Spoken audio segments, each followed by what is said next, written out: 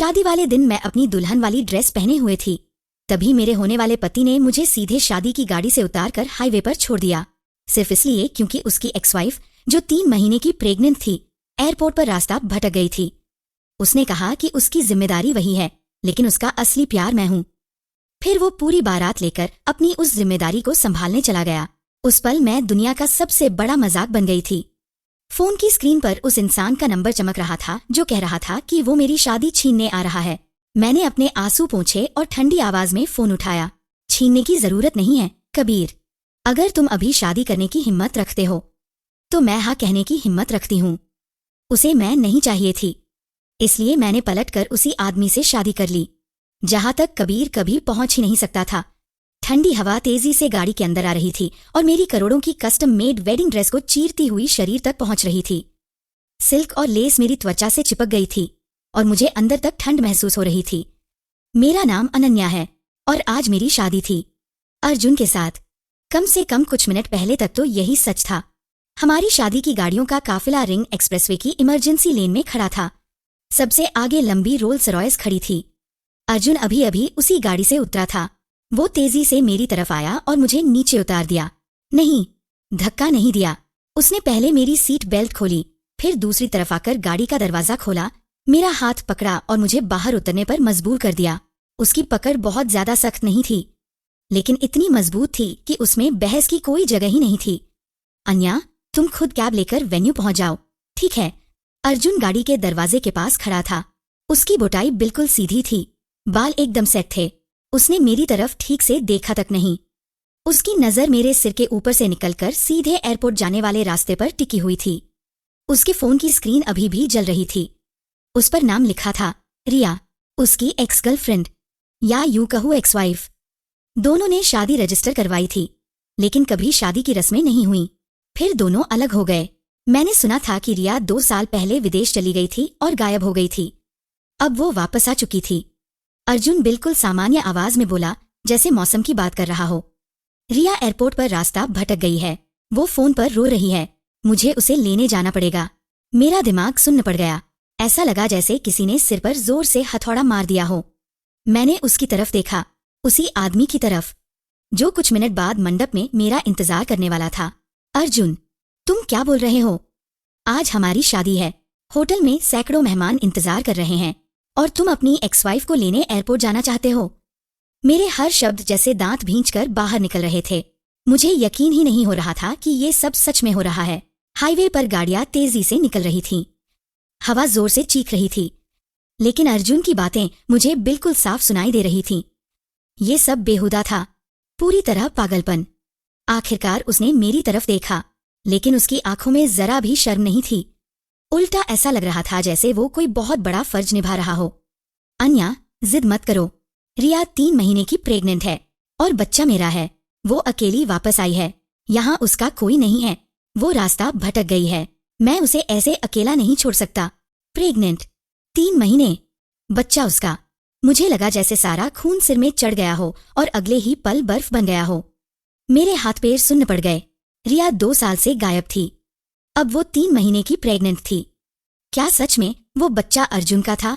इस बात में कोई दुख ही नहीं था, लेकिन अर्जुन को हमेशा अच्छा इंसान बनने का शौक था, जिम्मेदार आदमी बनने का। या शायद उसके दिल में रिया की जगह कभी खाली हुई ही नहीं थी। वो और उसका बच्चा मेरी जिंदगी की जिम्मेदारी हैं। अर्जुन की आवाज भारी हो गई, जैसे कोई कसम खा रहा हो। जब तक उसे नई जिंदगी नहीं मिल जाती, मैं उसका ख्याल रखूंगा। अन्या, तुम्हें समझना होगा। समझना होगा? क्या समझना होगा? ये कि मेरा दूल्हा हमारी शादी वाले दिन मुझे हाईवे पर छोड़कर अपनी प्रेग्नेंट एक्सवाइफ को लेने जा रहा है। मेरा पूरा शरीर कांप रहा था, ठंड से, गुस्से से या डर से। मुझे खुद नहीं पता था। मैंने उसका हाथ पकड़ लिया। मेरी शादी की ड्रेस हवा में बुरी तरह उड़ रही थी, जैसे कोई सफेद भूत रास्ता भटक गया हो। मैंने भारी आवाज में उससे वो सवाल पूछा जो शायद दुनिया का सबसे छोटा और सबसे बेइज्जती भरा सवाल था। और मेरा क्या? हमारी शादी, हमारा भविष्य, मैं तुम्हारी जिंदगी में आखिर हूं क्या? अर्जुन, उसने मेरी तरफ देखा। उसकी नजर बिल्कुल स्थिर थी, यहां तक कि उसकी आंखों में नकली प्यार भी दिखाई दे रहा था। फिर वो बोला, तुम मेरी जिंदगी का प्यार हो और मेरा भविष्य भी। कितना मीठा झूठ था ये। जिम्मेदारी रिया के हिस्से में गई और प्यार मेरे हिस्से में। उसने प्यार और फर्ज को कितनी आसानी से अलग कर दिया था, कितनी बेरहमी से। अगले ही पल उसने मेरा हाथ हटाया और गाड़ी का दरवाजा जोर से बंद कर दिया। धड़ाम। आवाज बहुत तेज नहीं थी, लेकिन उसने मेरे सारे सपने तोड़ दिए। गाड़ी की खिड़की अब हमारे बीच दीवार बन चुकी थी। मैंने उसे ड्राइविंग सीट पर वापस बैठते देखा। उसका चेहरा ठंडा और सख्त था। सबसे आगे वाली गाड़ी चल पड़ी, फिर उसके पीछे पूरी लग्जरी कारों की लाइन। पूरी बारात एक लंबे अजगर की तरह उसके पीछे चल दी, सीधे एयरपोर्ट की तरफ। एक भी गाड़ी नहीं रुकी, एक भी इंसान ने मुझसे कुछ नहीं पूछा, क्योंकि वो सब अर्जुन के लोग थे, उसके दोस्त, उसके रिश्तेदार। उनके लिए सिर्फ अर्जुन मायने रखता था। और मैं, अनन्या, भारी और खूबसूरत शादी की ड्रेस पहने हाईवे के किनारे खड़ी रह गई। मुझे तो ये भी नहीं पता चला कि मेरा बुके कहाँ गिर गया। मेरी घूंघट हवा में उड़कर सड़क के किनारे लगी रेलिंग में फंस गई थी, जैसे हार मानने वाला सफेद झंडा। मैं सड़क किनारे खड़ी थी, बिल्कुल बेवकूफ की तरह। गुजरती हुई गाड़ियां धीरे होने लगीं। लोग खिड़की से बाहर झांककर मुझे देखने लगे। कुछ हैरान थे, कुछ मजाक उड़ा रहे थे, कुछ को तरस आ रहा था। शादी के जोड़े में एक दुल्हन, जिसे हाईवे पर छोड़ दिया गया हो। शायद इससे बड़ा मजाक पूरे साल में कोई नहीं था। मेरे आंसू लगातार गिर रहे थे। महंगी ड्रेस का कपड़ा भीग चुका था। मैं रो रही थी और रोते रोते हंस भी रही थी। मेरे रोने और हंसने की आवाजें आपस में ऐसे मिल रही थीं कि खुद मुझे भी वो अजीब लग रही थीं। ऐसा लग रहा था जैसे मेरे सीने के अंदर सब कुछ खाली हो चुका हो और ठंडी हवा सीधे आर पार जा रही हो। दर्द, बस एक खालीपन वाला दर्द। सच्चा प्यार, भविष्य, ये सब सिर्फ बातें थीं। अर्जुन के दिल में मैं हमेशा उसकी उस तथाकथित जिम्मेदारी के बाद ही आने वाली थी। नहीं, शायद मैं कुछ थी ही नहीं। मैं बस एक समझदार, सभ्य सजावट थी, जिसे वो जब चाहे अपनी जिंदगी से हटा सकता था। तभी मेरे पर्स में रखा फोन जोर जोर से वाइब्रेट करने लगा। कांपते हाथों से मैंने फोन निकाला। स्क्रीन पर नाम चमक रहा था, कबीर। उस नाम ने दिल में जैसे कांटा चुभो दिया। कबीर, जो अपनी बागी आदतों और दुनिया से बेपरवाह रवैये के लिए बदनाम था। वो अर्जुन और मेरा कॉमन फ्रेंड भी था। एक बार पार्टी में उसने आधे मजाक और आधी गंभीरता में कहा था, अन्या, अगर तुम्हारी शादी तक मेरा मन नहीं भराना तो मैं तुम्हारी शादी में घुसकर तुम्हें भगा ले जाऊंगा। उस वक्त हम सब हंस पड़े थे। अर्जुन ने भी मजाक में कहा था, अगर ऐसा किया ना तो तेरी टांगे तोड़ दूंगा। लेकिन अब अर्जुन खुद ही भाग गया था। मैंने आंसू पोंछे। मेरी उंगलियां इतनी ठंडी थीं कि फोन पकड़ना भी मुश्किल लग रहा था। कॉल रिसीव करते ही दूसरी तरफ बहुत शोर सुनाई दिया। ऐसा लग रहा था जैसे कहीं पार्टी चल रही हो। कबीर की आवाज हमेशा की तरह हल्की फुल्की थी, लेकिन उसमें शिकायत भी थी। अन्या, इसका क्या मतलब है? मैं तो बस मजाक कर रहा था कि शादी में आकर तुम्हें भगा ले जाऊंगा, और तुम सच में इतनी डर गई कि खुद ही नहीं आई। मैं कब से होटल के बाहर इंतजार कर रहा हूँ। खूल पकड़ने वाले बच्चे तो सोने वाले हैं। दूल्हा दुल्हन आखिर खेल क्या रहे हैं? छुपन छुपाई। उसे अभी तक कुछ पता नहीं था। उसे लगा मैं खुद शादी से भाग गई हूँ। मेरी आंखों में फिर आंसू भर आए, लेकिन इस बार मेरी आवाज अजीब तरह से शांत थी, बिल्कुल ठहरे हुए पानी जैसी। हवा, गाड़ियों का शोर, कबीर की आवाज, सब धीरे धीरे दूर होते जा रहे थे। मैं उसी दिशा में देख रही थी जहां अर्जुन की बारात गायब हुई थी। फिर मैंने धीरे धीरे फोन में कहा, शादी छीनने की जरूरत नहीं है। कुछ सेकंड के लिए कबीर बिल्कुल चुप हो गया। क्या? मैंने गहरी सांस ली। बर्फ जैसी ठंडी हवा फेफड़ों में चुभ रही थी, लेकिन उसी ने मुझे पहली बार साफ सोचने की ताकत दी। कबीर, चलो शादी कर लेते हैं। फोन के दूसरी तरफ अचानक पूरी खामोशी छा गई। सारा शोर गायब हो गया। शायद वो किसी शांत जगह चला गया था, या शायद उसने खुद पूरी दुनिया की आवाज बंद कर दी थी। मुझे उसकी भारी सांसें सुनाई दे रही थीं। पूरा 10 सेकंड बीतने के बाद वो बोला। इस बार उसकी आवाज में मजाक या हल्कापन नहीं था, सिर्फ हैरानी और एक ऐसी गंभीरता जिसे मैं समझ नहीं पा रही थी। अन्या, फिर से बोलो, तुम कहाँ हो? रिंग एक्सप्रेसवे पर, एयरपोर्ट वाले रास्ते में, फ्लाईओवर से करीब 3 किलोमीटर आगे। मैंने उसे अपनी लोकेशन बता दी। मेरी आवाज इतनी शांत थी कि मुझे खुद डर लगने लगा। जब दिल पूरी तरह मर जाता है तब इंसान शांत हो जाता है। तुम अभी भी शादी की ड्रेस में हो, अकेली। कबीर की आवाज अचानक बर्फ जैसी ठंडी हो गई। हाँ, और वो हरामी अर्जुन कहाँ है? उसने दांत भींचकर पूछा। वो अपनी प्रेग्नेंट एक्सवाइफ को लेने एयरपोर्ट गया है। उसने कहा वो उसकी जिम्मेदारी है। मैं ऐसे बोल रही थी जैसे किसी और की कहानी सुना रही हूं। सुनना, लेकिन बिल्कुल साफ। हर शब्द चाकू की तरह था, जो मेरे पहले से टूट चुके दिल को बार बार काट रहा था। फोन के दूसरी तरफ कुछ टूटने की आवाज आई, जैसे किसी ने गुस्से में कुछ फेंक दिया हो। फिर कबीर की आवाज आई। वो मुश्किल से अपना गुस्सा रोक पा रहा था। अन्या, वहीं रुको, कहीं मत जाना, अपनी लोकेशन भेजो। 20 मिनट नहीं, 10 मिनट, मैं पहुंच रहा हूं। उसने तुरंत फोन काट दिया। जैसा उसने कहा था, मैंने अपनी लोकेशन भेज दी। मैं सड़क किनारे बिल्कुल मूर्ति की तरह खड़ी रही। और सच में, ठीक 10 मिनट बाद कबीर आ गया। एक काली बुगाटी तेजी से ट्रैफिक चीरती हुई आई। वो किसी खामोश जंगली जानवर जैसी लग रही थी।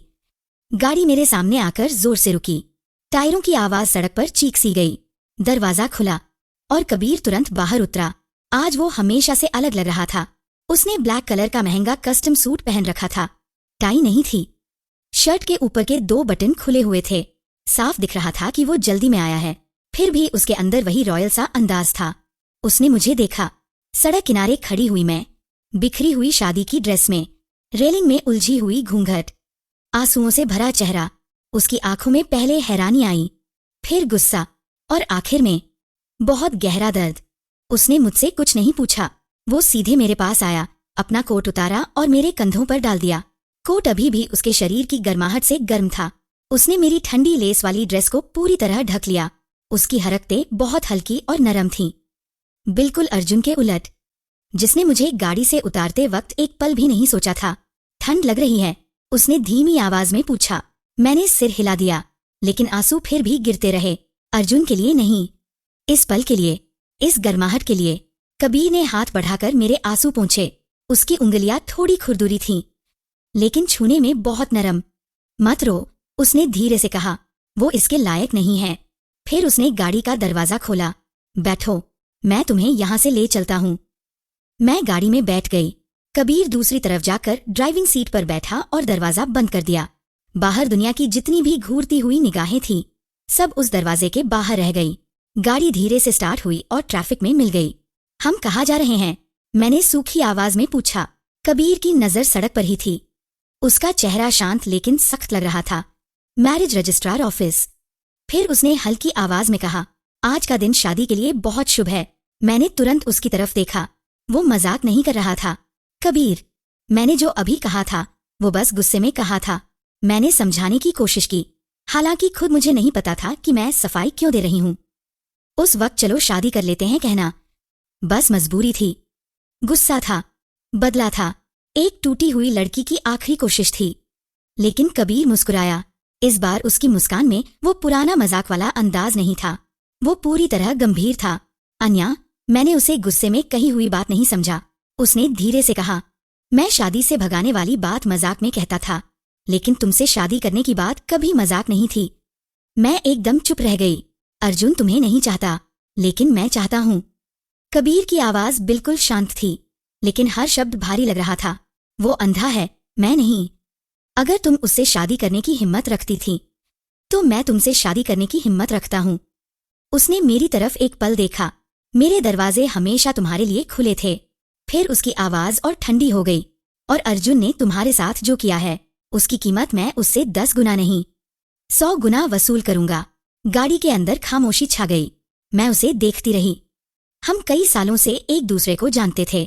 मैं हमेशा उसे एक बिगड़ा हुआ, मजाकिया अमीर लड़का समझती थी, लेकिन आज पहली बार मुझे उसकी आंखों में असली गंभीरता दिखाई दे रही थी। कबीर से शादी, शायद अर्जुन से बदला लेने का सबसे अच्छा तरीका यही था। उससे भी 100 गुना बेहतर आदमी से तुरंत शादी कर लेना, ताकि अर्जुन को समझ आए कि मैं, अनन्या, वो लड़की नहीं हूं जिसके बिना वो जी नहीं सकता, और ना ही कोई ऐसी चीज हूं जिसे वो जब चाहे फेंक दे। उसका जिंदगी भर का प्यार वाला दावा पूरी तरह मजाक बन जाए। मेरा दिल अब भी दर्द में था, लेकिन उसके अंदर बदले की एक अजीब सी आग भी जलने लगी थी। ठीक है, मैंने धीरे से कहा, चलो मैरिज रजिस्ट्रार ऑफिस चलते हैं। कबीर ने मेरी तरफ देखा। उसकी आंखों में हल्की सी चमक उभरी। अच्छी तरह पकड़ लो। अगले ही पल बुगाटी तेजी से शहर की तरफ दौड़ पड़ी। उधर शादी वाले होटल में पूरी अफरातफरी मच चुकी थी। अर्जुन के माता पिता, मेरे माता पिता, दोनों परिवारों के रिश्तेदार और दोस्त। किसी को समझ नहीं आ रहा था कि हम कहाँ गायब हो गए। तभी कबीर ने फोन लगाया। उसकी आवाज बर्फ जैसी ठंडी थी। अर्जुन के परिवार और अनन्या के परिवार को बता दो, शादी कैंसिल हो गई है।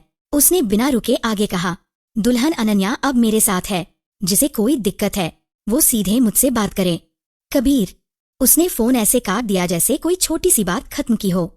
लेकिन मैं उसके शब्दों का वजन समझ रही थी। सिटी में कबीर का परिवार इतना ताकतवर था कि अर्जुन का परिवार भी उनसे डरता था। उसकी बात सिर्फ खबर नहीं थी, एक चेतावनी भी थी। जब हम मैरिज रजिस्ट्रार ऑफिस पहुंचे, वहां बहुत भीड़ थी। शुभ दिन होने की वजह से कई लोग शादी रजिस्टर कराने आए हुए थे, लेकिन साफ दिख रहा था कि कबीर ने पहले से सब इंतजाम कर रखा था। हमें सीधे एक अलग रास्ते से अंदर ले जाया गया। मैं शादी की ड्रेस में थी, ऊपर कबीर का कोट डला हुआ था और वो पूरे काले कपड़ों में। हम दोनों साथ खड़े थे, अजीब भी लग रहे थे और समहाउ बिल्कुल सही भी। फोटो खिंची, साइन हुए, स्टैंप लगे। स्टाफ वाले हमें अजीब नजरों से देख रहे थे, लेकिन किसी की हिम्मत नहीं हुई कुछ पूछने की। जब वो 2 छोटे लाल रंग के मैरिज सर्टिफिकेट हमारे हाथ में आए, तब भी मुझे यकीन नहीं हो रहा था। मैं, अनन्या, जिसे शादी वाले दिन दूल्हे ने छोड़ दिया था, अब कुछ घंटों के अंदर किसी और आदमी की पत्नी बन चुकी थी। कबीर ने सर्टिफिकेट बहुत संभाल कर लिया और अपने कोट की अंदर वाली जेब में रखा, बिल्कुल दिल के ऊपर। फिर उसने मेरा हाथ पकड़ लिया। उसका हाथ बड़ा और गर्म था। उसने धीमी आवाज में कहा, बीवी, आज के बाद कोई तुम्हें कभी तकलीफ नहीं देगा। उसी वक्त मेरा फोन फिर जोर जोर से बजने लगा। इस बार अर्जुन कॉल कर रहा था। शायद उसे पहले रिया से फोन आया होगा, फिर होटल से, और आखिर में उसे मेरी याद आई होगी। कबीर ने मेरा फोन लिया, कॉल उठाई और स्पीकर ऑन कर दिया। अर्जुन की आवाज गुस्से और बेचैनी से भरी हुई थी। अनन्या, तुम पागल हो गई हो क्या? तुम कबीर के साथ हो। तुम्हें पता भी है आज कौन सा दिन है? तुम सच में शादी से भाग गई। मेरी इज्जत का क्या होगा? दोनों परिवारों का क्या होगा? फिर भी वो रुका नहीं। रिया अभी इतना रोई कि वो बेहोश होने वाली थी। मैं मुश्किल से उसे शांत कर पाया हूं, और अब तुम नया ड्रामा कर रही हो। तुम तुरंत होटल वापस आओ और सबको समझाओ। वो अब भी मुझे ही गलत ठहरा रहा था। उसे अब भी लग रहा था कि गलती मेरी है, कि उसकी बेइज्जती मैंने करवाई है, और बीच बीच में वो अब भी रिया का नाम ले रहा था। मुझे इतनी हंसी आई कि गुस्सा भी छोटा लगने लगा। मेरे सारे आंसू सूख चुके थे। तभी कबीर ठंडी हंसी हंसा और धीरे धीरे बोला, अर्जुन, ध्यान से सुन। अनन्या शादी से भागी नहीं है, उसने बस दूल्हा बदल लिया है। उसने मेरा हाथ और कसकर पकड़ लिया। हम अभी अभी मैरिज रजिस्ट्रार ऑफिस से निकले हैं। हमारी शादी रजिस्टर हो चुकी है। अब वो मेरी कानूनी पत्नी है, कबीर की पत्नी। कुछ सेकंड रुककर उसने और ठंडी आवाज में कहा, और रही तुम्हारी शादी, तो उसका जवाब तुम खुद सबको देना, या फिर अपनी उस जिम्मेदारी से ही शादी कर लो। फिर आखिरी बार किया, और आज के बाद मेरी पत्नी को परेशान मत करना, वरना मैं गारंटी नहीं देता कि तुम्हारा बिजनेस ग्रुप कल इस शहर में बचा रहेगा। फोन के दूसरी तरफ मौत जैसी खामोशी छा गई। मैं आसानी से अर्जुन का चेहरा सोच सकती थी। हक्का बक्का, सन्नु, यकीन ना करने वाला। फिर उसकी टूटी हुई आवाज आई, कबीर, साले, अनन्या, अनन्या, मुझसे बात करो। तुम मेरे साथ ऐसा नहीं कर सकती। अब उसकी आवाज में पहली बार घबराहट थी। लेकिन कबीर ने बिना एक सेकंड गवाए कॉल काट दिया, फिर फोन स्विच ऑफ कर दिया। अब दुनिया शांत हो गई। उसने मेरी तरफ देखते हुए कहा, चलें, मैडम, घर चलते हैं, घर। उस एक शब्द ने मुझे कुछ पल के लिए सुन्न कर दिया। कुछ घंटों पहले तक मुझे लगता था कि मेरा घर अर्जुन के साथ होगा, लेकिन अब सब कुछ बदल चुका था। ये वो शादी नहीं थी जिसका मैंने सपना देखा था, लेकिन शायद अर्जुन को देने वाला ये सबसे बड़ा थप्पड़ था। तुमने मुझे पुरानी जूती की तरह सड़क पर छोड़ दिया, और मैंने पलटकर ऐसे घर में शादी कर ली जहां तक तुम कभी पहुंच भी नहीं सकते। अर्जुन, तुम्हारा प्यार और तुम्हारा भविष्य अब मुझे नहीं चाहिए। कबीर मुझे नदी के किनारे बने अपने पेंट हाउस अपार्टमेंट में ले गया। वहां से पूरे शहर का रात का नजारा दिखाई दे रहा था, लेकिन मेरा मन कुछ देखने का नहीं था। उसने घर की नैनी को बुलाकर मेरी शादी की ड्रेस बदलवाई, मेरे लिए आरामदायक कपड़े और खाना भी तैयार करवाया। पूरे समय वो एकदम जेंटलमैन की तरह पेश आया। उसने मुझसे दूरी बनाए रखी। एक पल के लिए भी उसने कोई सीमा पार नहीं की। कबीर मेरे सामने वाले सोफे पर बैठा और मुझे गर्म पानी का गिलास देते हुए बोला, अन्या, मुझे पता है अभी तुम्हारे दिमाग में बहुत उथल पुथल चल रही है। उसकी आवाज धीमी और शांत थी। हो सकता है ये शादी तुम्हारे लिए सिर्फ एक गुस्से में लिया गया फैसला हो, बदला लेने का तरीका। फिर उसने मेरी आंखों में देखकर कहा, लेकिन फिक्र मत करो, मैं तुम्हें किसी भी चीज के लिए मजबूर नहीं करूंगा। तुम इस घर को अपनी सुरक्षित जगह समझ सकती हो, जब भी तुम्हारा मन करे। और अगर तुम जाना चाहो तो मैं कभी भी डिवोर्स पेपर साइन कर दूंगा। वो कुछ सेकंड रुका, लेकिन जब तक तुम मेरी पत्नी हो, चाहे सिर्फ एक दिन के लिए ही क्यों ना हो, मैं तुम्हारी रक्षा करूंगा। उसने मेरे दिल की हालत बिल्कुल सही समझ ली थी। मैंने पानी का गिलास पकड़ा, मेरा हाथ हल्का कांप रहा था। कबीर, धन्यवाद। मैं कुछ पल रुकी, लेकिन मेरा डिवोर्स लेने का कोई इरादा नहीं है। उसने हल्का सा भौं उठाया। मैंने धीरे से कहा, अर्जुन ने मुझे सबके सामने मजाक बना दिया, मैं भी उसे इतनी आसानी से नहीं छोड़ूंगी। और तुम्हारी पत्नी बनना मुझे बुरा नहीं लग रहा। मैंने पानी का घूंट लिया। पानी का तापमान बिल्कुल सही था। बस मुझे अफसोस है कि तुम्हें मेरी वजह से परेशानी झेलनी पड़ रही है। कबीर मुस्कुराया। परेशानी? उसने सिर हिलाया। ये तो वही है जो मैं हमेशा चाहता था। उसकी आंखें खिड़की के बाहर चमकते तारों जैसी लग रही थीं। उधर अर्जुन लगातार मुझे कॉल कर रहा था। जब मैं नहीं उठाती तो वो कबीर का फोन बजाने लगता। कबीर ने अपना फोन उठाकर सीधे कॉफी टेबल पर फेंक दिया और उसे बजने दिया। फोन नहीं उठाओगे? मैंने पूछा। कबीर शांत आवाज में बोला, उसे परेशान होने दो। जितना ज्यादा बेचैन होगा उतना ही उसे समझ आएगा कि वो तुम्हारी परवाह करता था। उसकी आवाज में हल्की ठंडक थी। उसे लगता था तुम वो लड़की हो जिसे वो जब चाहे कंट्रोल कर सकता है। अब उसे खोने का डर महसूस करने दो। उधर अर्जुन का परिवार और मेरा परिवार दोनों पूरी तरह हिल चुके थे। मम्मी पापा का फोन आया। मैंने बस इतना कहा कि अर्जुन ने शादी तोड़ दी और मैंने कबीर से शादी कर ली। वो दोनों हैरान और परेशान थे, लेकिन जैसे ही उन्हें पता चला कि मामला कबीर के परिवार से जुड़ा है, उन्होंने ज्यादा कुछ नहीं कहा। बस इतना बोले, अपना ध्यान रखना। असल में कबीर का परिवार इतना ताकतवर था कि अर्जुन के माता पिता भी उनके सामने दब जाते थे। पूरी शादी तमाशा बन चुकी थी। अर्जुन पूरे शहर में मजाक बन गया था। जिस दुल्हन को वो शादी वाले दिन छोड़कर गया था, उसी दुल्हन ने पलटकर किसी और से शादी कर ली थी। अगले दिन आखिरकार अर्जुन यहाँ तक पहुंच गया, लेकिन उसे नीचे सिक्योरिटी ने रोक लिया। सिक्योरिटी गार्ड ने ऊपर फोन करके पूछा, मैडम, क्या आप उनसे मिलना चाहती हैं? मैंने कुछ सेकंड सोचा। हाँ, कुछ बातें साफ करना जरूरी था। हम नीचे रिसेप्शन रूम में अर्जुन से मिले। उसने पूरी रात नहीं सोई थी। उसकी आंखें लाल थीं। ठुड्डी पर हल्की दाढ़ी उगाई थी। सूट पूरी तरह सिकुड़ा हुआ था। कल वाला आत्मविश्वास उसमें कहीं नहीं था। जैसे ही उसने मुझे देखा, उसकी आंखों में उम्मीद चमक उठी। वो तुरंत मेरी तरफ बढ़ा और मेरा हाथ पकड़ने की कोशिश की। अन्या, मेरे साथ वापस चलो। उसकी आवाज बेचैन थी। ये सब ड्रामा मत करो। मुझे पता है कल मेरी गलती थी। मैं माफी मांगता हूँ। लेकिन तुम कबीर से शादी नहीं कर सकती। तुम बस मुझसे बदला ले रही हो। तुम उससे प्यार नहीं करती। तभी कबीर मेरे सामने आकर खड़ा हो गया और उसने अर्जुन का हाथ रोक दिया। उसकी आंखें बर्फ जैसी ठंडी थीं। मिस्टर अर्जुन, मेरी पत्नी से इज्जत से बात कीजिए।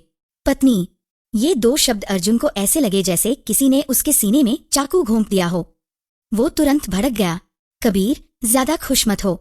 उसने गुस्से में उंगली उठाई। तुमने बस मौके का फायदा उठाया है। अनन्या मेरी है, तुम्हारी। मैं धीरे से कबीर के पीछे से आगे आई और शांत नजरों से अर्जुन को देखने लगी। अर्जुन, जिस पल तुमने मुझे कल हाईवे पर गाड़ी से उतारा था, उसी पल मैं तुम्हारी नहीं रही। मैंने उसकी आंखों में देखते हुए कहा, तुमने कहा था कि रिया और उसका बच्चा तुम्हारी जिम्मेदारी हैं और मैं तुम्हारा प्यार और भविष्य हूँ। मैं हल्का सा मुस्कुराई। सॉरी, तुम्हारे उस प्यार को ये रैंकिंग मंजूर नहीं है और तुम्हारे भविष्य से भी अब मेरा कोई लेना देना नहीं है। अर्जुन का चेहरा तुरंत सफेद पड़ गया। अन्या, मैंने तुम्हें समझाया था ना। उसकी आवाज में घबराहट आ गई। रिया की हालत अलग है। वो प्रेग्नेंट है। उसकी मानसिक हालत ठीक नहीं थी। मैं बस उसे संभालने गया था। फिर उसने जल्दी जल्दी सफाई देना शुरू किया। मैं उसे हॉस्पिटल भी ले गया था चेकअप के लिए, ताकि पता चल सके वो ठीक है या नहीं। उसके बाद मैं तुरंत शादी में वापस आने वाला था। फिर उसने गुस्से में कहा, गलती तुम्हारी है। तुम बहुत जल्दबाजी कर गई। तुम मुझे थोड़ा सा समय भी नहीं दे सकती थी। क्या तुम मुझे समझ नहीं सकती? उसे अब भी लग रहा था कि गलती मेरी थी, कि मैं उसे समझ नहीं पाई, कि मैं बहुत भावुक और जल्दबाज थी। और सबसे बड़ी बात, वो सच में रिया को हॉस्पिटल चेकअप के लिए भी लेकर गया था। मैं जोर से हंस पड़ी, इतना कि हंसते हंसते मेरी आंखों से आंसू बहने लगे। समझू अर्जुन, मैंने उसकी तरफ देखकर कहा, क्या तुम्हें याद भी है कि कल हमारी शादी थी? मेरी आवाज कांप रही थी, लेकिन हर शब्द साफ था। तुम अपनी दुल्हन को सड़क पर छोड़कर अपनी एक्स वाइफ के पास चले गए, उसे हॉस्पिटल ले गए, उसका प्रेगनेंसी चेकअप करवाया, और अब तुम उसी दुल्हन को दोष दे रहे हो कि वो तुम्हें समझ नहीं पाई। मैं हंसते हंसते रोने लगी। तुम्हारा दिमाग खराब हो गया है क्या? अर्जुन का चेहरा गुस्से से लाल हो गया। वो बच्चा मेरा है, वह लगभग चिल्लाया। मुझे उसकी जिम्मेदारी लेनी ही होगी। वो ऐसे चिल्ला रहा था जैसे कोई घायल जानवर पिंजरे में फंस गया हो, लेकिन जितना ज्यादा वो जिम्मेदारी शब्द दोहरा रहा था, मुझे वो उतना ही मजाकिया लग रहा था। उसी वक्त उसके फोन की घंटी बज उठी। स्क्रीन पर रिया का नाम चमक रहा था। अर्जुन ने फोन देखा। पहले जैसे वो काटना चाहता था, लेकिन अगले ही पल उसने कॉल उठा ली। शायद उसे डर था कि फिर से रिया के साथ कुछ हो गया होगा। वो थोड़ा दूर जाकर धीमी आवाज में बात करने लगा। हेलो रिया, क्या हुआ? उसकी आवाज अचानक नरम हो गई। मैंने कहा था ना होटल में आराम करो। हाँ, मुझे बस थोड़ा काम खत्म करना है, मैं जल्दी वापस आ जाऊंगा। रो मत, रोना बच्चे के लिए अच्छा नहीं है। ठीक है, मैं तुम्हारे लिए खाना भी भेज देता हूँ। उसकी आवाज में नरमी थी, सब्र था, फिक्र थी, और यही सब उसने कल मुझे नहीं दिया था। फोन रखने के बाद वो फिर मेरी तरफ मुड़ा। अब उसके चेहरे पर नकली बेचैनी और अपराधबोध था। अन्या, उसने गहरी सांस ली। रिया होटल में अकेली है, उसकी मानसिक हालत अभी ठीक नहीं है। प्रेगनेंसी की वजह से वो बहुत परेशान रहती है। मुझे जाकर उसे देखना पड़ेगा। फिर उसने ऐसे कहा जैसे सब कुछ बहुत सामान्य हो। हमारी बात किसी और दिन कर लेंगे, तुम पहले शांत हो जाओ, और कबीर के साथ जाकर जो भी पेपर वर्क करना है कर लो, मैं तुम्हारा इंतजार करूंगा। ये कहकर वो सच में पलट कर जाने लगा। वो फिर अपनी जिम्मेदारी निभाने जा रहा था। मैं उसकी पीठ को देखती रही, और उसी पल मेरे अंदर बची हुई आखिरी उम्मीद भी खत्म हो गई। ये इंसान अब कभी नहीं बदल सकता था। अर्जुन, मैंने उसे आवाज दी। वो रुका और पलटकर मेरी तरफ देखने लगा। मैंने उसकी आंखों में देखते हुए कहा, हमारे बीच सब खत्म हो चुका है, पूरी तरह खत्म। अब तुम बस अपनी जिम्मेदारियां निभाओ। मैं कुछ पल रुकी, फिर धीरे लेकिन साफ आवाज में कहा, और हाँ, एक दोस्त की तरह तुम्हें एक सलाह दूं। उसने चुपचाप मुझे देखा। रिया तुम्हें 2 साल पहले छोड़कर चली गई थी, और अब वो 3 महीने की प्रेग्नेंट है। मैंने उसकी आंखों में देखते हुए पूछा, क्या तुम्हें पूरा यकीन है कि वो बच्चा तुम्हारा ही है? कमरे में अचानक खामोशी छा गई। मैंने आखिरी बार किया, ऐसा ना हो कि तुम जिम्मेदारी उठाते उठाते आखिर में पूरे शहर के सबसे बड़े बेवकूफ बन जाओ। अर्जुन का शरीर अचानक सख्त हो गया। असल में ये सवाल उसके दिमाग में पहले भी आया था, लेकिन उसने कभी सच का सामना करने की हिम्मत नहीं की। रिया के आंसू, उसकी कमजोरी, उसकी मासूम एक्टिंग, इन सब ने अर्जुन को अंधा बना दिया था। उसे हमेशा खुद को जिम्मेदार आदमी साबित करना पसंद था। उसी में उसका घमंड छिपा था। उसका चेहरा कभी सफेद पड़ रहा था, कभी लाल। वो बेहद बुरा दिख रहा था। तभी कबीर ने मेरे कंधे पर हाथ रखा और ठंडी आवाज में बोला, अर्जुन, अब निकल जाओ, मेरे घर की हवा खराब मत करो। फिर उसने हल्की हंसी के साथ कहा, और हाँ, अपनी उस जिम्मेदारी के बारे में अच्छी तरह पता कर लेना। कहीं ऐसा ना हो कि पैसे भी जाए, इज्जत भी जाए, और पूरे शहर का मजाक भी बन जाओ। कबीर थोड़ा रुका। ओह सॉरी, वो तो तुम पहले ही बन चुके हो। अर्जुन हमें घूरता रहा। उसकी आंखें लाल थीं, उनमें गुस्सा था, हार थी, और पहली बार डर भी था, क्योंकि मैंने उसके सामने वो सच रख दिया था जिससे वो भाग रहा था। वो कुछ नहीं बोला, बस पलटा और जल्दी से वहां से चला गया। उसे अब अपनी जिम्मेदारी का सच पता करना था। मेरी सारी ताकत खत्म हो चुकी थी। मैं धीरे से कबीर के सहारे टिक गई। कबीर ने मेरे सिर पर हाथ फेरते हुए कहा, अगर रोना है तो रो लो। मैंने धीरे से सिर हिलाया, अब और नहीं रोना। मैंने उसकी तरफ देखा। कबीर, मेरी एक मदद करोगे? बोलो, मुझे पता करवाना है कि रिया के बच्चे का असली बाप कौन है। मेरी आवाज ठंडी हो चुकी थी। मैं चाहती हूँ अर्जुन साफ साफ देखे कि उसने मुझे किसके लिए खोया। मैं अर्जुन की उस नकली जिम्मेदारी और उसके झूठे प्यार दोनों को तोड़ देना चाहती थी। कबीर ने प्यार से मेरे बालों पर हाथ फेरा। ठीक है, ये काम मुझ पर छोड़ दो, उसने हल्की मुस्कान के साथ कहा। मेरी पत्नी बेकार में दर्द नहीं सहेगी। और उसी पल हमारे बदले की शुरुआत हुई। कबीर की रफ्तार अर्जुन से भी तेज निकली। एयरपोर्ट पहुंचने में अर्जुन को जितना समय लगा था, उससे भी कम वक्त में कबीर ने रिया की पूरी सच्चाई मेरे सामने रख दी। 24 घंटे भी पूरे नहीं हुए थे कि एक मोटी फाइल मेरे सामने रखी थी। कबीर के परिवार के लिए किसी की जानकारी निकालना मुश्किल काम नहीं था। फाइल में रिया के पिछले 2 सालों की हर हरकत दर्ज थी। वो विदेश पढ़ाई करने नहीं गई थी। कुछ ही समय बाद वो वहां के एक अमीर बिजनेसमैन के साथ रहने लगी थी। उसकी जिंदगी पूरी तरह ऐश और पार्टियों में गुजर रही थी। फोटो में वो उस अधेड़ उम्र के आदमी की बाहों में मुस्कुरा रही थी। वो बिल्कुल भी वैसी कमजोर और बेचारी लड़की नहीं लग रही थी जैसी अर्जुन के सामने बनती थी। और सबसे बड़ा सच, वो बच्चा अर्जुन का था ही नहीं। फाइल में विदेशी हॉस्पिटल के प्रेगनेंसी रिकॉर्ड भी थे। उनमें रिया और उस बिजनेसमैन का नाम साफ लिखा था। डेट्स भी पूरी तरह मैच कर रही थीं। हाँ, वो सच में 3 महीने की प्रेग्नेंट थी। लेकिन जब उस बिजनेसमैन को पता चला कि रिया किसी और आदमी के साथ भी घूम रही है, उसने उसे घर से निकाल दिया। उसने पैसे देना भी बंद कर दिया। तब जाकर रिया को अर्जुन याद आया। उसने अर्जुन के स्वभाव का पूरा फायदा उठाया। नरम दिल, खुद को जिम्मेदार समझने वाला और आसानी से भावनाओं में बहने वाला आदमी। रिया को ये भी पता था कि अर्जुन की शादी होने वाली है। वो वापस अर्जुन के प्यार में नहीं आई थी, ना ही बच्चे के लिए। वो वापस आई थी ताकि उसे एक तैयार बेवकूफ मिल जाए जिस पर वो अपना पूरा बोझ डाल सके, और साथ ही अर्जुन की शादी खराब करके अपनी छोटी और गंदी जलन भी निकाल सके। देश वापस आने से पहले ही उसने अपने दोस्तों से हमारी शादी की तारीख और जगह सब पता कर लिया था। एयरपोर्ट पर रास्ता भटकना, रोना, ड्रामा करना, सब एक्टिंग थी। उसकी पूरी चाल पहले से तैयार थी। और अर्जुन, वो खुद को बहुत समझदार समझने वाला बेवकूफ, एक एक कदम करके उसके जाल में फंसता चला गया। एक ऐसी औरत के लिए, एक ऐसे बच्चे के लिए जो उसका था ही नहीं। उसने उसे अपनी जिम्मेदारी कहा और अपनी दुल्हन को हाईवे पर छोड़ दिया। मैं उन फोटो और रिपोर्ट्स को देखती रही, लेकिन अब मुझे गुस्सा नहीं आ रहा था, सिर्फ घिन महसूस हो रही थी। रिया की बेशर्मी से घिन, और उससे भी ज्यादा अर्जुन की अंधी बेवकूफी से। मेरा प्यार, मेरे सपने, सालों की भावनाएं, सब मैंने ऐसे इंसान पर बर्बाद कर दिए थे। पढ़ लिया। कबीर मेरे पास आकर बैठ गया और उसने धीरे से फाइल मेरे हाथों से ले ली। मैं हल्की सी हंसी। ये तो मेरी उम्मीद से भी ज्यादा मजेदार निकला। कबीर ने शांत आवाज में कहा, अर्जुन ने भी शायद कुछ पता करवाया होगा, लेकिन उसके पास इतनी डिटेल जानकारी कभी नहीं होगी। फिर वो हल्का मुस्कुराया। मैंने उसे पहले ही चेतावनी दी थी। उसकी आदत है, जहां उसके अहंकार को चोट लगती है वहां वो सच जानने की कोशिश जरूर करता है, लेकिन दिक्कत यह है कि वो इतना होशियार नहीं है। जो भी पता करेगा ऊपर ऊपर का होगा। और रिया जैसी लड़की 2 आंसू बहाकर उसे फिर बेवकूफ बना देगी। फिर उसने मेरी तरफ देखा। अब क्या करना है, उसका मतलब साफ था।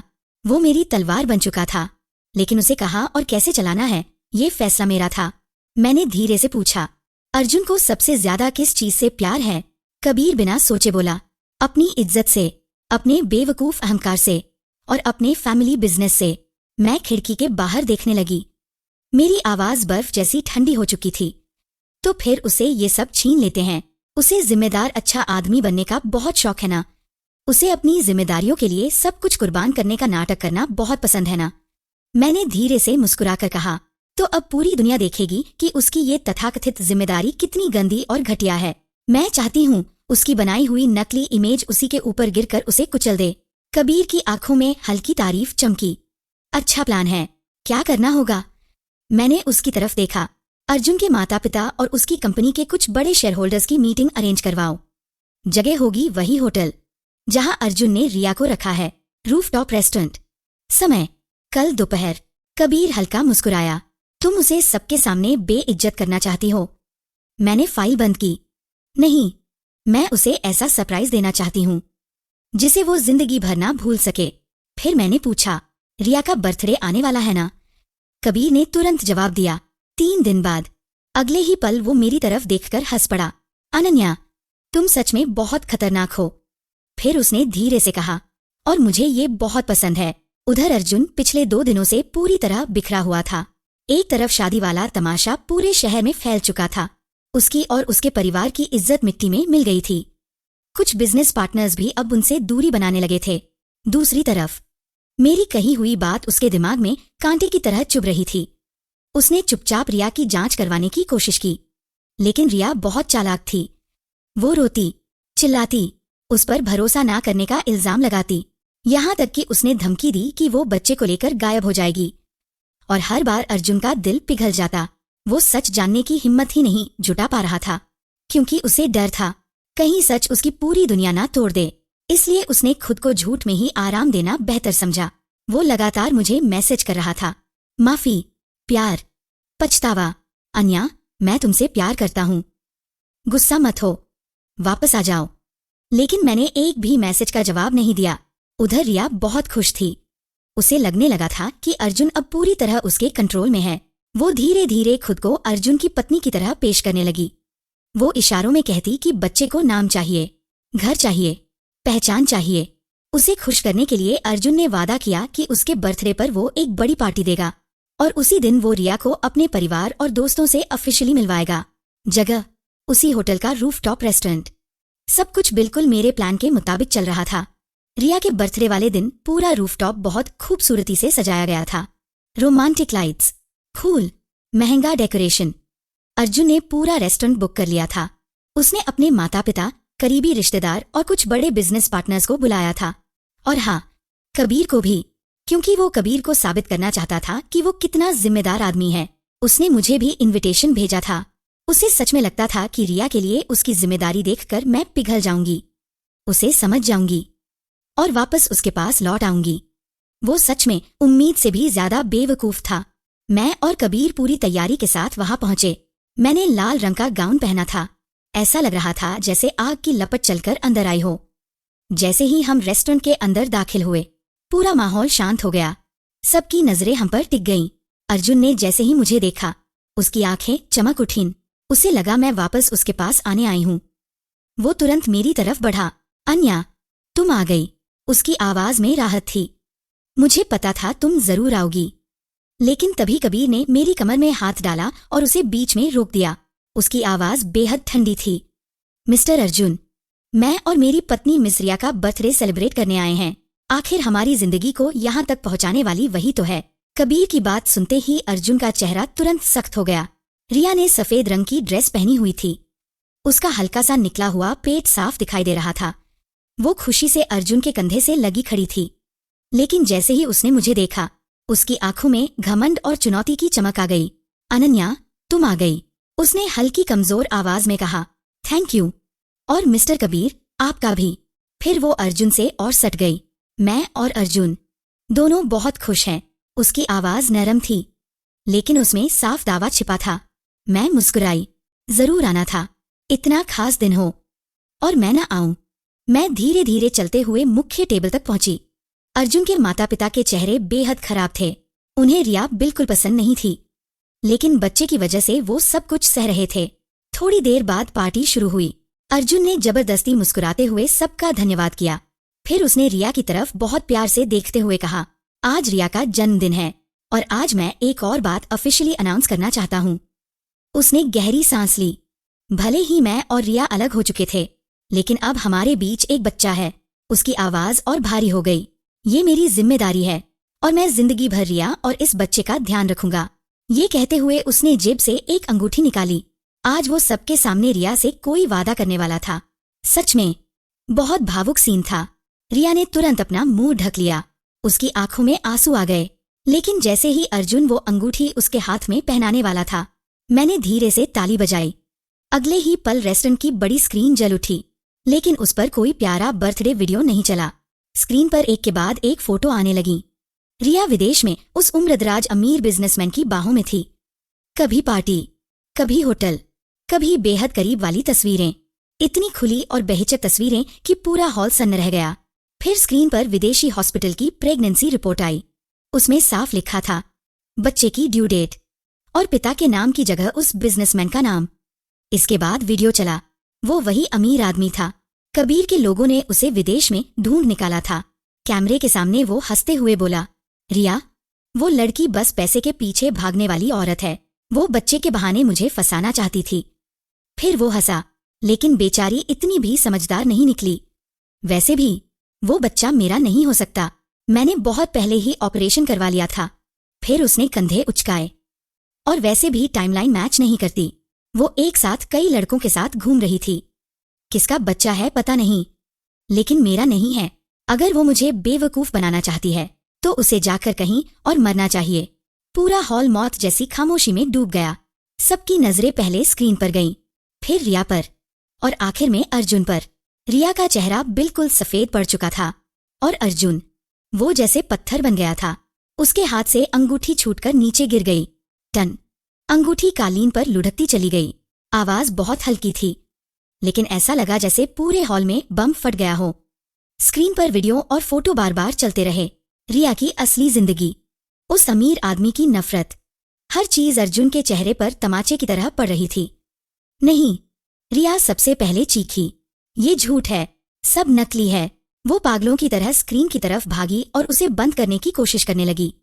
फिर उसने मेरी तरफ उंगली उठाई। अनन्या, ये सब तुमने किया है, तुम मुझे बर्बाद करना चाहती हो। वो मेरी तरफ झपटी, लेकिन तभी कबीर आगे आ गया। उसकी आंखें अचानक बेहद ठंडी हो गईं। उसने बस हल्का सा धक्का दिया और रिया जमीन पर गिर पड़ी, पूरी तरह बेइज्जत। कबीर नीचे झुककर बेहद ठंडी आवाज में बोला, मिस रिया, अपनी प्रेगनेंसी का ध्यान रखिए। हालांकि हमें नहीं पता बच्चा किसका है, लेकिन बच्चा फिर भी बच्चा होता है। उसकी आवाज इतनी तीखी थी कि रिया कांप उठी। उधर अर्जुन ऐसा लग रहा था जैसे उसकी आत्मा ही निकल गई हो। वो कभी स्क्रीन को देखता, कभी जमीन पर बैठी रिया को। उसका चेहरा सफेद से लाल, लाल से नीला और आखिर में राख जैसा ग्रे हो गया।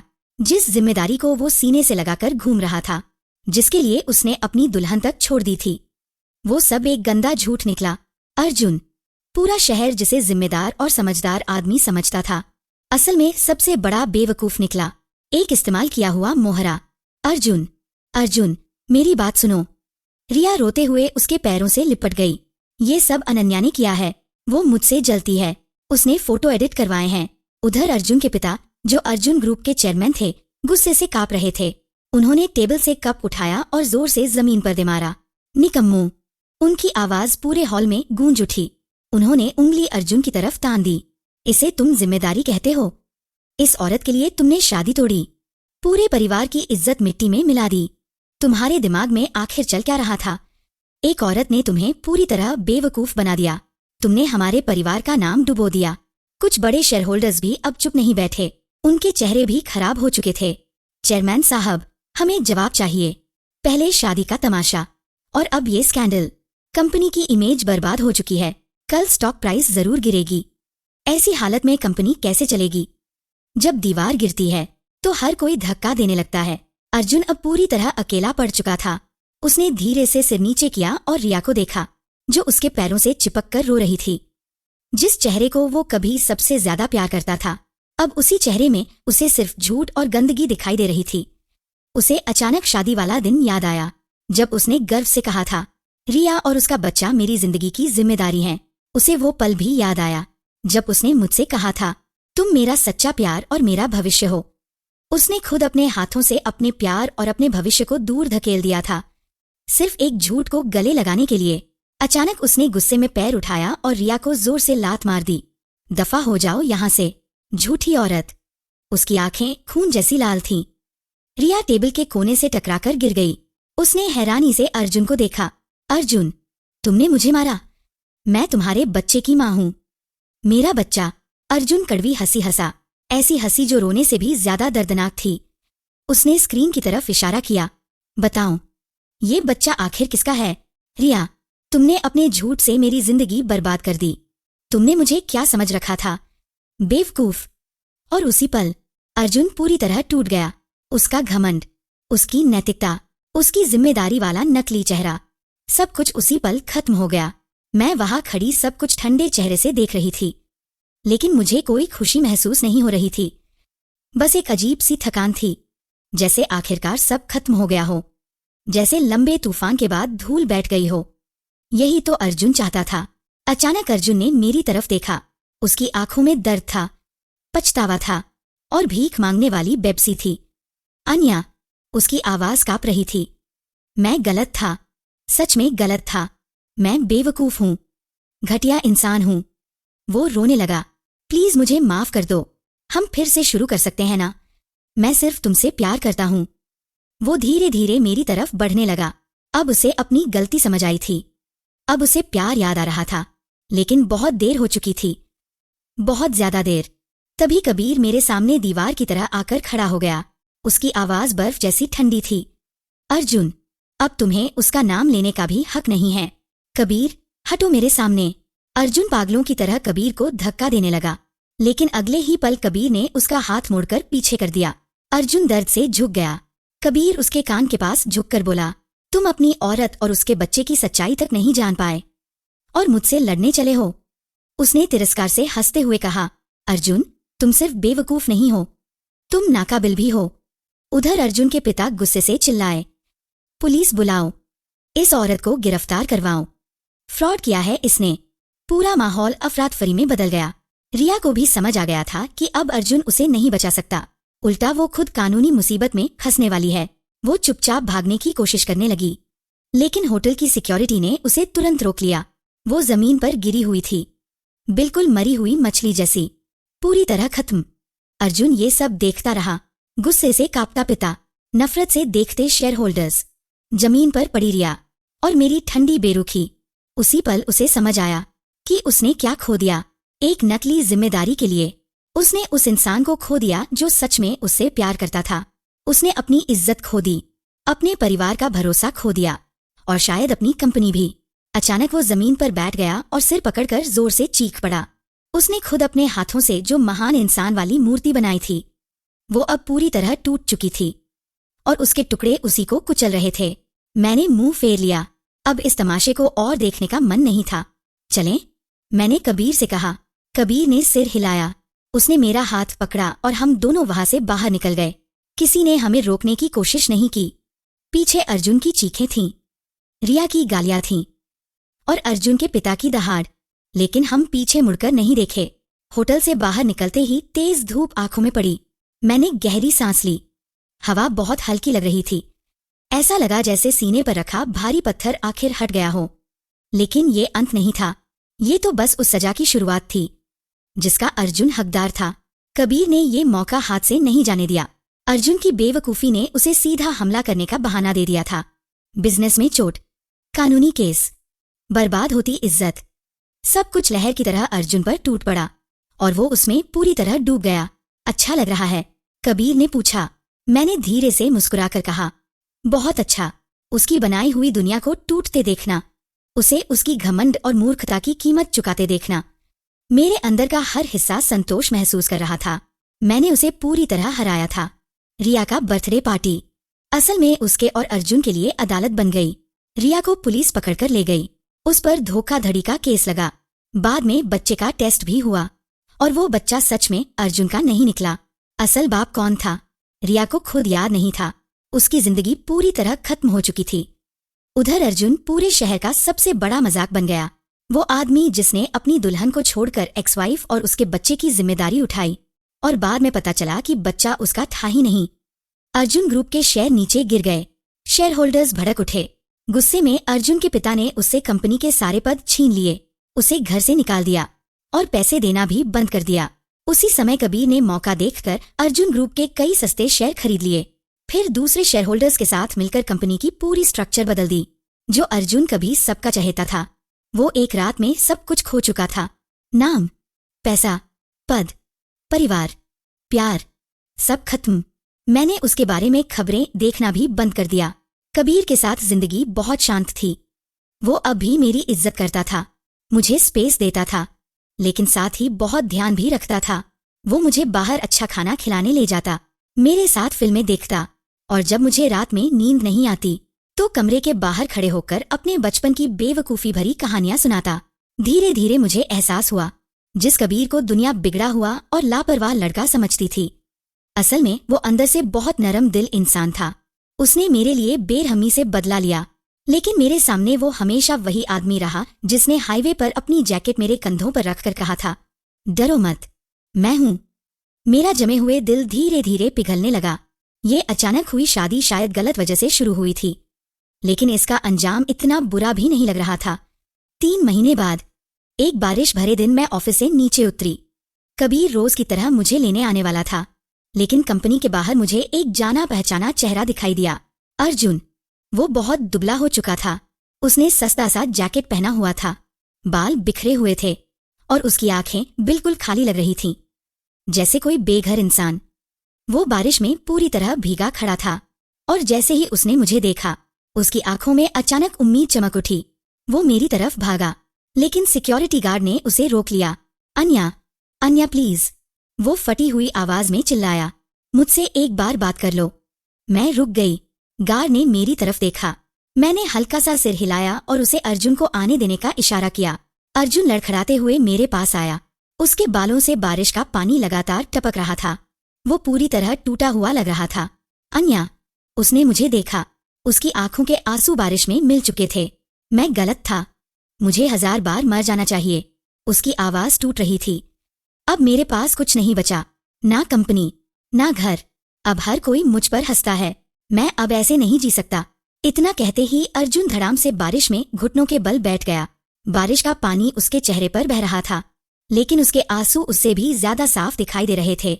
उसने कांपती आवाज में कहा, मुझे पता है मैंने तुम्हारे साथ बहुत गलत किया। मैं अंधा हो गया था। मैं घटिया इंसान था। वो रोते हुए अपने बाल पकड़ने लगा। मेरा दिमाग पूरी तरह खराब हो गया था। मैं असली हीरे और नकली चीज में फर्क ही नहीं कर पाया। रिया, वही मेरी सजा है। उसने सिर झुका लिया। आज जो कुछ मेरे साथ हो रहा है, मैं उसी लायक हूँ। वो छोटे बच्चे की तरह रो रहा था, टूटा हुआ, बिखरा हुआ। लेकिन फिर उसने मेरी तरफ देखा। अन्या, उसकी आवाज भर्रा गई, लेकिन मैं सच में तुमसे प्यार करता था। जब मैंने कहा था कि तुम मेरा सच्चा प्यार और मेरा भविष्य हो, मैंने वो दिल से कहा था। वो रोते हुए बोला, मैं बस बहुत बेवकूफ था। मैं प्यार और जिम्मेदारी में फर्क ही नहीं समझ पाया, लेकिन अब समझ गया हूँ। अब सब समझ आ गया है। उसने दोनों हाथ जोड़ दिए। तुम्हारे बिना मैं कुछ भी नहीं हूँ। क्या तुम मुझे माफ कर सकती हो? मैं ये नहीं कह रहा कि सब पहले जैसा हो जाए। बस कबीर से कह दो वो मुझे छोड़ दे। मुझे एक मौका दे दो। उसकी आवाज टूटती जा रही थी। या अगर तुम मुझे पहले की तरह बस एक बार देख लो, मेरे लिए वही काफी होगा। वो सच में किसी खोए हुए कुत्ते की तरह भीख मांग रहा था। और आखिरकार उसे पूरी तरह समझ आ गया था कि उसने क्या खोया है। शायद यही उसकी सबसे बड़ी सजा थी। मैं उसे देखती रही, उस आदमी को जिससे मैं कभी प्यार करती थी, जिसे मैं अपनी पूरी जिंदगी सौंपने को तैयार थी। लेकिन अब ना मुझे उससे नफरत थी, ना बदले की खुशी, और ना ही कोई दया। बस एक अजीब सी दूरी थी। ऐसा लग रहा था जैसे मैं किसी अजनबी को देख रही हूं, पूरी तरह खाली, बिना किसी भावना के।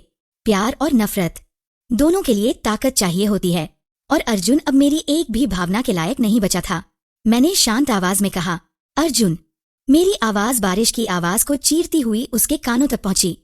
तुम्हारे लिए मेरा प्यार उसी पल मर गया था, जब तुमने मुझे शादी वाली गाड़ी से उतारकर दरवाजा बंद कर दिया था।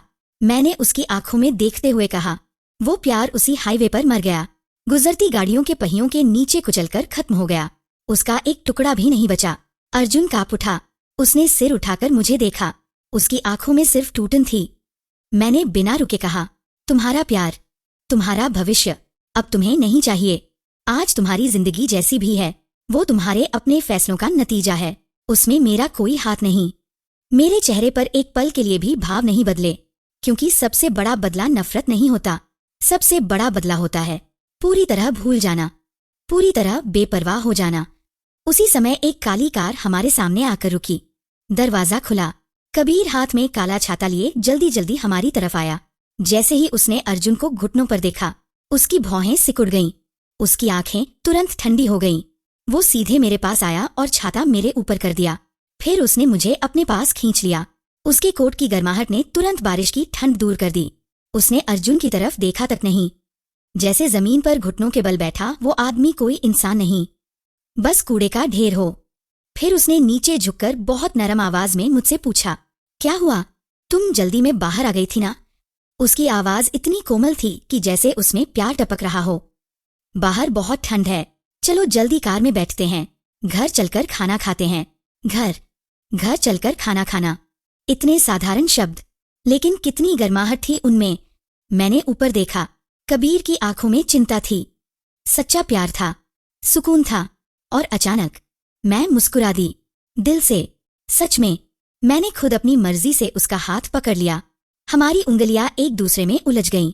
मैंने धीरे से कहा, जल्दी नहीं है, चलो घर चलते हैं। ये बदले की शादी नहीं थी, ये मेरी नई जिंदगी थी। मैंने आखिरी बार पीछे मुड़कर अर्जुन को देखा। वो अब भी बारिश में घुटनों के बल बैठा था।